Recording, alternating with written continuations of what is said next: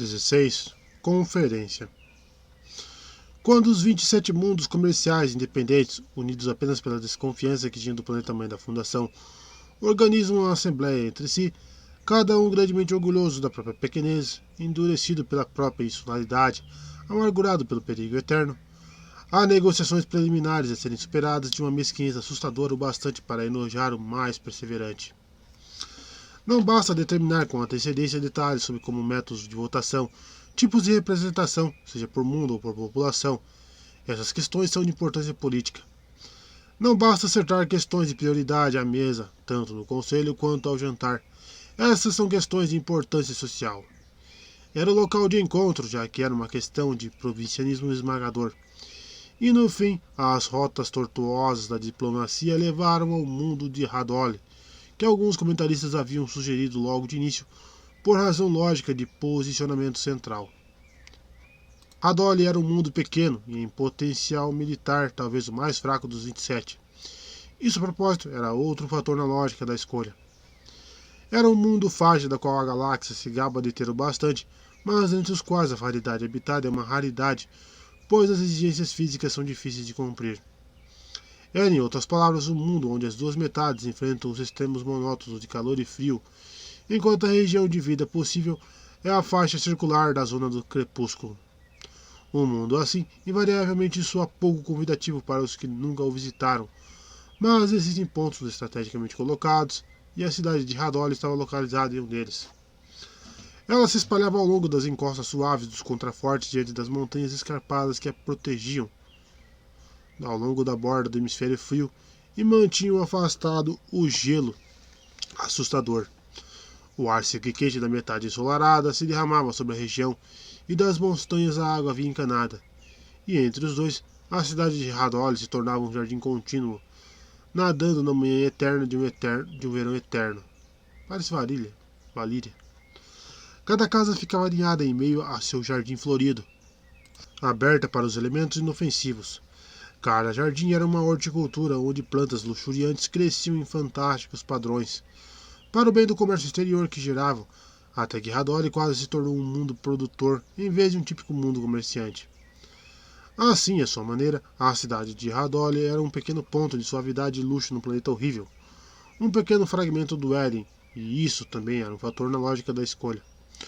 Os estrangeiros vinham de cada um dos 26 outros mundos comerciantes, delegados, esposas, secretários, jornalistas, naves, tripulações. E a população de Hadole quase dobrou e seus recursos foram forçados até o limite. Comia-se à vontade, bebia-se à vontade, não se dormia. A respeito disso, eram poucos os farristas que não estavam intensamente cientes de que todo aquele volume da galáxia queimava lentamente numa espécie de guerra sonolenta e silenciosa. E dos que estavam cientes disso, havia 3 classes. Primeiro, havia os muitos que pouco sabiam e estavam muito confiantes. Como o jovem piloto espacial que usava o símbolo de refúgio na fivela do Cap e que conseguia, segurando o copo diante dos seus olhos, atrair os da garota radoliana que sorria de leve à sua frente. Eu estava dizendo: viemos direto pela zona de guerra para chegar aqui, de propósito.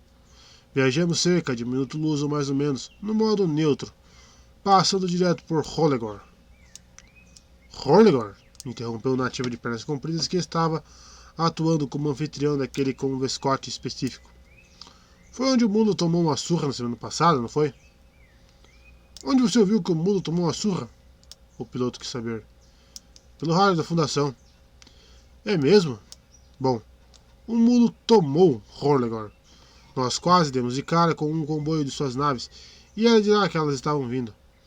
Não é uma surra quando você fica onde lutou e quem bateu saiu correndo. Outra pessoa disse em voz alta e meio bêbada. Não diga isso, a fundação sempre leva as pancadas de vez em quando. Fique só esperando, basta se sentar e observar. A boa e velha fundação sabe quando voltar. E então, pou! A voz espessa concluiu e foi sucedida por um sorriso fraco. De qualquer maneira, disse o piloto de refúgio, após uma pausa curta. Como eu disse, nós vimos as naves do mulo e elas pareciam muito boas, muito boas. Eu vou lhe dizer uma coisa, elas pareciam novas. Novas? O nativo disse pensativo. Eles mesmos as construíram? Ele quebrou uma folha de um galho que pendia próximo, cheirou-a delicadamente e então começou a mastigá-la, fazendo os tecidos machucados da planta sangrarem verde e difundirem um odor mentolado. Continuou. Você está tentando me dizer que eles derrotaram as naves da Fundação com naves feitas em casa? Vai nessa. Nós as vimos, velhinho. Eu sei distinguir uma nave de um cometa também, sabia? O nativo chegou mais perto. Você sabe o que eu acho? Escute, não se engane. Guerras não começam simplesmente sozinhas e temos um bando de caras experientes cuidando das coisas. Eles sabem o que estão fazendo. O sujeito que tinha matado muito bem a Perpécia disse com uma voz subitamente alta. Cuidado com a velha fundação. Eles esperam até o último minuto. E aí, pô! Ele sorriu com a boca mole e aberta para a garota que se afastou. O Radoliano estava dizendo. Por exemplo, meu velho, você acha que talvez esse tal de mulo esteja no comando das coisas? Nananina não. Ele balançou um dedo horizontalmente. O que eu ouvi dizer, e lá do alto, veja bem, é que ele é dos nossos. Nós estamos pagando a ele, e provavelmente fomos nós quem construímos aquelas naves. Sejamos realistas, provavelmente fomos nós. Claro, ele não pode derrotar a Fundação a longo prazo, mas pode deixá-los bem abalados. E quando isso acontecer, nós entramos. A garota disse. Isso é de tudo que você sabe falar, Kelev? Da guerra? Você me cansa. O piloto de refúgio disse num excesso de cavalheirismo. Mudo de assunto. Não podemos cansar as garotas. O bêbado pegou o refrão e começou a bater uma caneca no ritmo. Os pequenos pares que haviam se formado irromperam em riso e dança. E alguns pares semelhantes emergiram do solário ao fundo. A conversa foi se tornando mais generalizada, mais variada, mais sem sentido. Havia também os que sabiam um pouco mais e estavam menos confiantes. Como Maneta Fran, cujo corpo maciço representava o refúgio, como delegado oficial e que, em consequência disso, levava uma vida privilegiada, cultivando novas amizades com mulheres quando podia e com homens quando era obrigado. Foi na plataforma para banho de sol da casa de um de seus novos amigos, no alto de uma colina, que ele relaxou pela primeira vez, no que acabou sendo um total de 2 vezes de sua estadia em Radole. O novo amigo era Ayo Lion, uma alma gêmea radoliana. A casa de Ayo ficava longe do grande aglomerado, aparentemente sozinha em um mar de perfume floral e ruídos de insetos. A plataforma era uma faixa gramada em um ângulo de 45 graus. Sobre ela, Fran se espreguiçou e ficou tomando sol. Não temos nada parecido com isso em refúgio, disse. Ayo respondeu sonolento. Já viu o lado frio? Há um ponto a uns 40 quilômetros daqui onde o oxigênio corre feito água. Vai nessa. É um fato. Bem, vou lhe dizer, Ayo. Nos velhos tempos, antes de meu braço ser esmigalhado, eu dava minhas voltinhas, sabe? E você não vai acreditar nisso, mas... A história que se seguiu era consideravelmente longa e Ayo não acreditou. Entre vocês, ele disse. Não se faz mais... Droga. Não se fazem mais comerciantes como nos velhos tempos. A verdade é essa. Não, acho que não. Ah, o que é que há? Fran disparou. Não diga isso. Eu lhe contei sobre meu filho, não contei? Ele é da velha escola, acredite ou não. Dará um grande comerciante, raios. Ele é exatamente como o pai, exatamente igual. Com a diferença de que é casado. Quer dizer, contrato legal? Com uma garota? Isso mesmo. Não vejo o menor sentido nisso. E foram passar lua de mel em Calgan. Calgan? Calgan? Quando na galáxia foi isso? Fran deu um sorriso largo e disse bem devagar. Logo antes de o mulo declarar guerra à Fundação. É mesmo? Fran assentiu e fez um gesto para que Ayo aproximasse sua cabeça. Disse com voz rouca. Na verdade, posso lhe dizer uma coisa, se você prometer não espalhar. Meu garoto foi enviado a Calgan com um propósito. Agora, não gostaria de deixar vazar. Sabe qual era o propósito, naturalmente, mas olha a situação agora e suponho que você possa formular um bom palpite. De qualquer modo, meu garoto era o homem para o serviço. Nós, comerciantes, precisamos de algum barulho. Ele sorriu ardiloso. Eis aí. Não vou dizer como fizemos, mas meu garoto foi para Calgan e o mulo enviou suas naves. Meu filho. Ayo ficou devidamente impressionado. Por sua vez, também se abriu. Que bom. Sabe, estão dizendo que temos 500 naves prontas para lançar na hora certa. Fran disse com autoridade. Mais que isso, talvez. Isso aqui é uma estratégia de verdade. É assim que eu gosto. Ele coçou a força a pele do abdômen. Mas não se esqueça de que o Mula é um sujeito inteligente também. O que aconteceu em Horde agora me preocupa. Ouvi dizer que ele perdeu cerca de 10 naves. Claro, mas tinha outras 6. E a fundação teve que dar no pé. É muito bom acabar com esses tiranos, mas não tão depressa. Ele balançou a cabeça. A pergunta que faço é: onde Mulo consegue suas naves? Há um rumor bem disseminado de que nós é que já estamos construindo para ele. Nós, comerciantes? Refúgio tem as maiores fábricas de nave de qualquer um dos mundos independentes. E não fizemos nenhuma para ninguém a não ser nós mesmos. Você imagina que o mundo estaria construindo uma frota para Mulo por conta própria, sem tomar o cuidado de uma ação conjunta? Isso é um conto de fadas. Bem, então onde eles conseguem? Fran deu de ombros. Acho que ele próprio as faz. Isso também me preocupa. Fran piscou, incomodando-se com a luz do sol, e dobrou os dedos dos pés, esfregando-os pela madeira lisa do descanso polido. Lentamente, adormeceu, e o ruído suave de sua respiração se misturou ao sibilar dos insetos. Por fim, havia muitos poucos que sabiam um bocado e não estavam nada confiantes. Como Randall, que no quinto dia da convenção pan-comercial entrou no salão central e encontrou 2 homens que haviam solicitado que estivesse lá, esperando por ele. Os 500 assentos estavam vazios e assim permaneceriam. Randall disse rapidamente, quase antes de se sentar. Nós 3 representamos cerca de metade do potencial militar dos mundos comerciais independentes. Sim, disse Mandin de Is. Meu colega e eu já havíamos comentado esse fato. Estou preparado, disse Randall, para ser rápido e direto.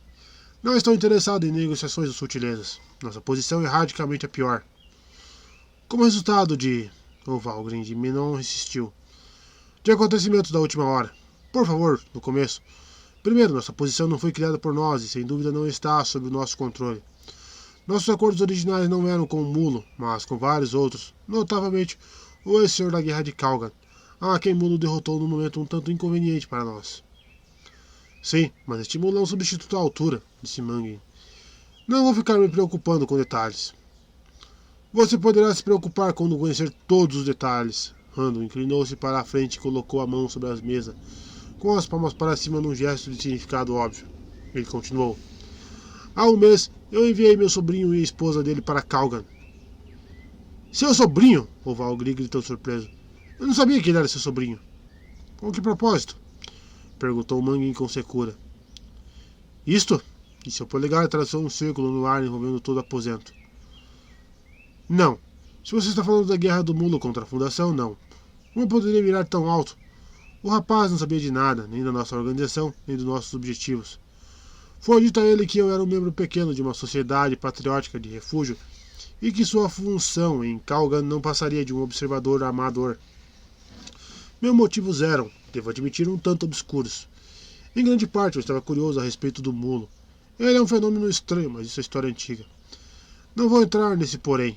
Em segundo lugar, seria um projeto de treinamento interessante e educativo para um homem que teve experiência com a Fundação e com a resistência na Fundação, que demonstrou potencial de futura utilidade para nós. Veja você. O rosto comprido de oval assumiu linhas verticais quando ele mostrou os dentes grandes.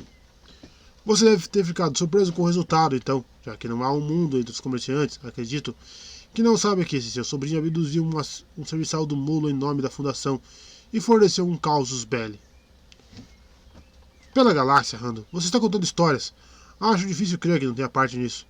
Vamos lá, foi um trabalho bem feito. Randall balançou a cabeça branca. Não por mim, nem por meu sobrinho, pelo menos não deliberadamente, pois ele é agora prisioneiro da Fundação e não pode viver para ver o término desse trabalho tão bem feito. Acabei de ter notícias dele. A cápsula pessoal foi contrabandeada de algum modo. Passou pela zona de guerra, foi até refúgio e viajou de lá para cá. Passou um mês viajando. E... Randall deu um soco na palma da mão e disse triste.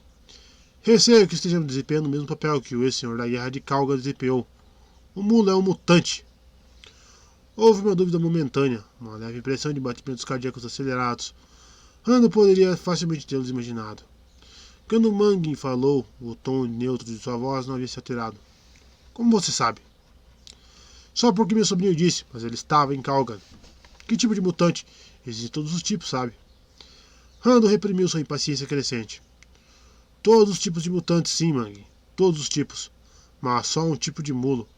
Que tipo de mutante começaria como um desconhecido? Reuniria um exército. Reuniria um exército. Estabeleceria, dizem, um asteroide de quase 10 quilômetros como base original. Capturaria um planeta, depois um sistema, depois uma região. Em seguida, atacaria a fundação e a derrotaria em Horlegor. E tudo isso em 2 ou 3 anos. O Valgrid deu de ombros. Então você acha que ele derrotará a fundação? Não sei. E se derrotar? Desculpe, não consigo ir tão longe. Ninguém derrota a fundação. Escute, não existe um fato novo que tenhamos de analisar, a não ser as declarações de um rapaz experiente. De um rapaz inexperiente. E se pusermos isso de lado por um tempo? Com todas as vitórias de Mulo, não estávamos preocupados até agora. E a menos que ele vá muito além do que já foi, não vejo motivo para mudar isso. Certo? Rando franziu a testa e entrou em desespero com a textura fragilíssima de seu argumento. Disse aos dois. Já conseguimos fazer algum contato com o Mulo? Não, responderam ambos. Mas é verdade que tentamos, não é? É verdade que não há muito sentido em nossa reunião, a menos que o contatemos, não é? É verdade que até o momento mais se bebeu aqui do que se pensou e mais se flertou do que se construiu. E tudo cito um editorial da Tribuna de Radolli, porque não conseguimos alcançar o Mulo. Cavalheiros, temos quase 1000 naves esperando o movimento certo para assumir o controle da fundação. Digo que devemos mudar isso. Digo, vamos jogar essas naves no tabuleiro agora. Contra o Mulo. Você quer dizer, a favor do tirano Indibur e dos sanguessugas da fundação? Manguin exigiu saber, cheio de fúria silenciosa. Randall levantou a mão cansada. Poupe-me dos adjetivos. Contra o Mulo eu digo, e não me interessa a favor de quem. O Valgrid se levantou. Randall, não tem nada a ver com isso. Você, que apresente ao plenário nesta noite, se quer tanto assim um suicídio político. Saiu sem dizer mais uma palavra e Manguin o acompanhou em silêncio, deixando Randall para uma solitária hora inteira de considerações intermináveis e insolúveis. No plenário daquela noite ele não disse nada, mas foi o Valgrid que forçou a entrada em seus aposentos na manhã seguinte. Um Valgrid que se vestirá às pressas e não havia se barbeado nem penteado os cabelos. Randall encarou o professor sobre a mesa de café, que ainda não havia sido retirada, por um olhar de surpresa tão tenso e evidente que o fez deixar cair o cachimbo. O Val disse seco, sem meias palavras. Minimum foi bombardeado do espaço por um ataque à traição. Os olhos de Randall se estreitaram. A fundação? O Mulo! O Val explodiu. O Mulo! Ele falava apressado. Foi um ataque deliberado, sem provocação. A maior parte de nossa frota se juntou à frota internacional. O pouco que havia ficado com a esquadra nacional era insuficiente e foi destruído. Ainda não houve nenhum pouso, e pode ser que não haja nenhum, pois metade dos agressores foi destruída pelos relatos. Mas isso é guerra. E fiquei me perguntando qual seria a posição de refúgio na questão. Refúgio, tenho certeza, irá aderir ao espírito da Convenção da Federação. Mas você viu? Ele nos ataca também. Esse mundo é um louco. Ele pode derrotar o universo? Perdeu o fôlego e se sentou para segurar Randall pelo pulso. Nossos poucos sobreviventes relataram que o inimigo está de posse de uma nova arma. Um depressor de campo nuclear. O quê? A maioria de nossas naves se perdeu porque suas armas nucleares falharam, contou o Val. Não poderia ter acontecido por acidente ou sabotagem. Deve ter sido uma arma do Mulo. Ela não funcionou com perfeição. O efeito foi intermitente. Havia maneiras de neutralizá-lo. Os despachos que recebi não são detalhados. Mas você vê que uma ferramenta dessas mutaria a natureza da guerra e possivelmente tornaria toda a nossa frota obsoleta. Randall se sentiu um homem muito, muito velho. Seu rosto desabou, desesperançoso. Receio que o monstro tenha crescido. Um monstro que irá nos devorar a todos. Mas mesmo assim, precisamos combatê-lo.